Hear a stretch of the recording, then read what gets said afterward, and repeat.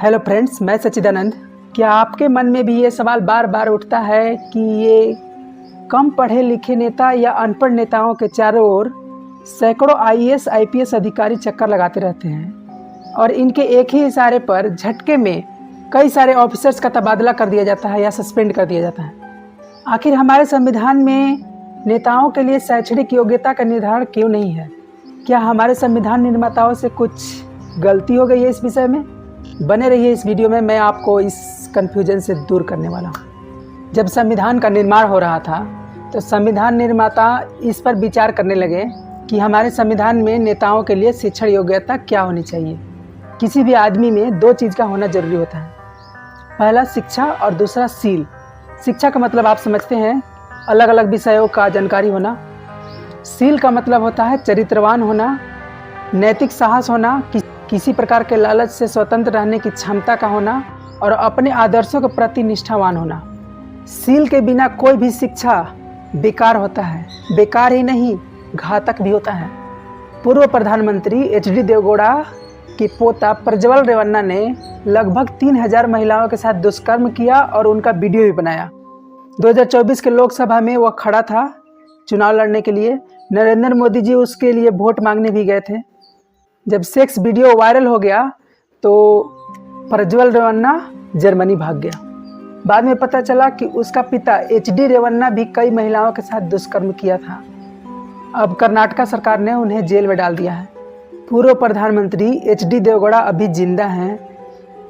बेटा और पोता दोनों ने मिलकर पूर्व प्रधानमंत्री का नाक कटा दी। अगर प्रज्वल रेवन्ना जैसे लोग संसद में जाए तो भारत को आधा बंगाल के खाड़ी में धकेल देंगे और आधा अरब सागर में धकेल देंगे। ऐसे ही अगर नीरव मोदी, ललित मोदी, जिन लोगों ने भारत से हजारों करोड़ रुपया लेकर फुर्र हो गए, अगर ऐसे लोग नेता बनकर देश चलाते हैं तो हम भारत के लोग कटोरा लेकर भिक्षाम देही करना पड़ेगा। इसीलिए संविधान निर्माता चाहते थे कि ऐसा कोई भी व्यक्ति संसद या विधानसभा में नेता बनकर न जाए जिसमें पर्याप्त मात्रा में सील ना हो। लेकिन सील तो आंतरिक गुण है, इसका निर्धारण करने में उन लोगों को तकलीफ होने लगी। क्या पैमाना खोजा जाए, क्या पद्धति खोजा जाए, क्या टेक्निक अपनाया जाए कि सील का निर्धारण किया जा सके संविधान में? बहुत दिक्कत हुई। इसीलिए सील का भी कोई निर्धारण नहीं किया गया है। आप देखेंगे कि बस 2-3 चीज़ों का ही निर्धारण किया गया है। एक तो पागल घोषित नहीं होना चाहिए व्यक्ति, दूसरा दिवालिया घोषित नहीं होना चाहिए और तीसरा उसे 2 साल या 2 साल से अधिक की जेल की सज़ा नहीं होनी चाहिए। अच्छा दोस्तों, अगर एक पागल व्यक्ति को नेता बना दिया जाए तो संसद में जाकर क्या करेगा? तो वो संसद में जाकर गाना गाएगा, जीता था जिसके लिए मरता था। अब बात करते हैं हम शिक्षण योग्यता की। दोस्तों, भाषण देना या अपनी समस्याओं को बताना बहुत ही आसान होता है, लेकिन समस्याओं के निराकरण के लिए उपाय खोजना बहुत ही कठिन होता है। इसीलिए सभी लोग चाहते हैं कि कम से कम शिक्षण योग्यता का निर्धारण किया जाए। अधिक से अधिक शिक्षित व्यक्ति ही संसद में या विधानसभा में जाए देश चलाने के लिए। लेकिन जब विचार किया जाने लगा कि कौन से पढ़ाई स्तर को निर्धारित किया जाए तो फिर से कठिनाई सामने आने लगी। अगर बीए रख दिया जाए कि बीए पास व्यक्ति ही नेता बनेगा तो क्या परिणाम होगा? दोस्तों, आज़ादी के समय सभी लोग जानते थे कि ऐसे कई लोग थे जिन लोगों ने घर पर रहकर स्वतंत्र रूप से पढ़ाई किए हुए थे। वो कभी स्कूल नहीं गए, कभी कॉलेज नहीं गए।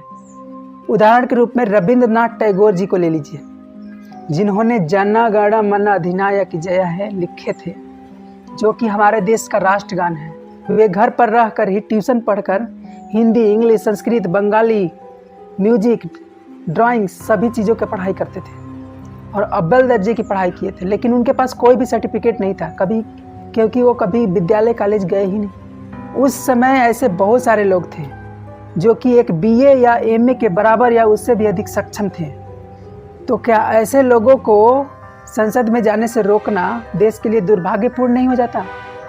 ये तो एक परिणाम हुआ। दूसरा परिणाम ये था कि उस समय भारत में शिक्षा का स्तर काफ़ी कम था और इतना ही नहीं, अलग अलग समुदायों में शिक्षा का स्तर अलग अलग था।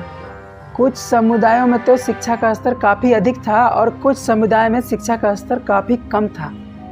ऐसे में अगर मैट्रिक, इंटर या बीए का निर्धारण कर दिया जाए तो कुछ लोगों का ही सांसद या विधायक के पद का एकाधिकार नहीं हो जाता। बार बार वे लोग ही जाते, चाहे वो चरित्रवान हो, अच्छा हो या नहीं हो। जब किसी के पास सर्टिफिकेट है ही नहीं तो वे लोग ही जाएंगे ना बार बार। तो फिर इसमें भी परेशानी आ गई। फिर उन लोगों ने सोचा कि शिक्षा के स्तर को एकदम कम तक ले जाते हैं, निम्नतम ले जाते हैं। मान लेते हैं कि चौथा पास रख दिया जाए या फिर केवल पढ़ना लिखना जानना आना चाहिए। तो क्या इतना कम स्तर संविधान में लिखना नेता लोगों के लिए अच्छा होता? बिल्कुल अच्छा नहीं होता, एकदम बेमतलब का होता। इसका कोई कीमत ही नहीं था।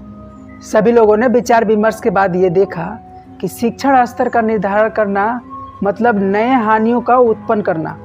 बिना नए हानियों को उत्पन्न किए बिना शिक्षण स्तर का निर्धारण उस समय नहीं किया जा सकता था। सभी लोगों ने माथा पकड़ लिए, अब करें तो क्या करें, शिक्षा बहुत ज़रूरी है।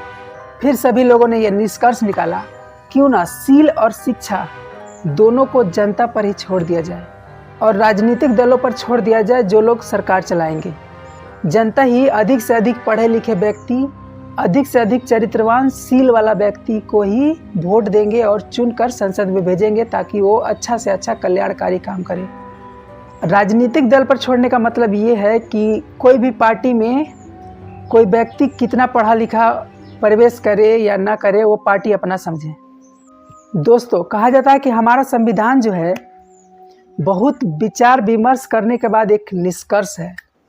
प्रोफेसर डीसे नाम के एक व्यक्ति ने इस विषय पर एक सही तर्क दिए हैं। वे तर्क हम सामान्य लोगों के बिल्कुल विपरीत है, लेकिन उनका तर्क एकदम सही है। वो कहते हैं कि किसी भी संवैधानिक व्यवस्था का बुनियादी उद्देश्य अधिक बौद्धिक क्षमता वाले यथासंभव सर्वोत्तम संसद बनाने की नहीं होती है। मतलब संसद में अधिक बुद्धिमान लोग जाए ये जरूरी नहीं है। संसद में जाने वाले व्यक्ति अधिक से अधिक अच्छा से अच्छा काम करे, ये जरूरी है। मैं उम्मीद करता हूँ कि शिक्षण योग्यता के स्तर का निर्धारण के विषय में आपके दिमाग से कन्फ्यूजन दूर हो गया होगा। और ये चीज़ हम लोगों पर डिपेंड है कि हम दारू, शराब, 500,000 रुपया बिरयानी खाकर किसी एक गलत आदमी को वोट देकर, कम पढ़े लिखे या चरित्रहीन व्यक्ति को वोट देकर संसद में भेजें, या अपने विवेक से अधिक पढ़े लिखे या अधिक से अधिक चरित्रवान व्यक्ति को, काम करने वाले व्यक्ति को संसद में भेजें, विधानसभा में भेजें। ये हम पर छोड़ दिया गया है। धन्यवाद।